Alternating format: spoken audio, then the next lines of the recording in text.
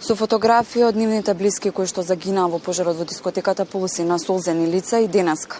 Блиските на оние кои што го загубија животот во дискотека на 16 март излегоа на мирен марш низ Кочанските улици, барајќи правда за смртта на нивните блиски.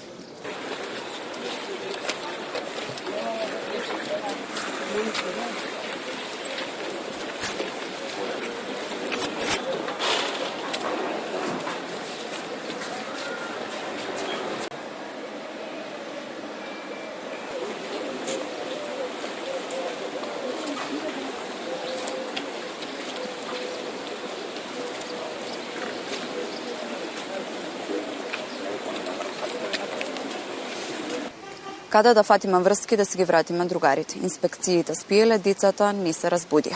Не чекај твоето дете да биде следно, се дел од транспарентите и пораките кои што беа испратени од денешниот мирен марш, кој што започна во 16 часот и 5 минути како символ за задоцнетата реакција на институциите за целиот случај, започна од паркот во Кочани, преку трговскиот центар до општината, од општината до судот и од судот заврши пред полициската станица во Кочани. Јас поставувам прашање на министерот Тошковски, кој ги уби овие ангели?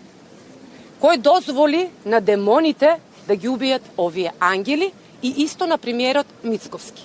Пазите како ќе судите. Пазите како ќе судите.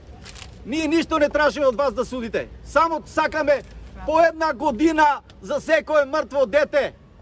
Тоа се 62 деца, 62 години да ве подсетам. И по половин година за секое настрадано дете.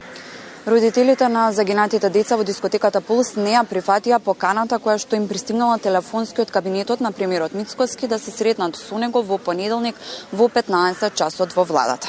Истовремено ви известуваме дека премиерот беше поканет од сите родители на починатите деца да дојде во Кочани и таму да се организира средбата во форма и содржина каква што сметаат за соодветна.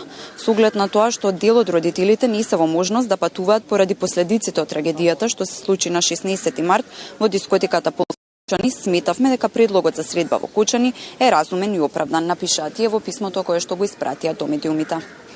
За сите од Кочани, Горан Петковски, Тамара Дичевска.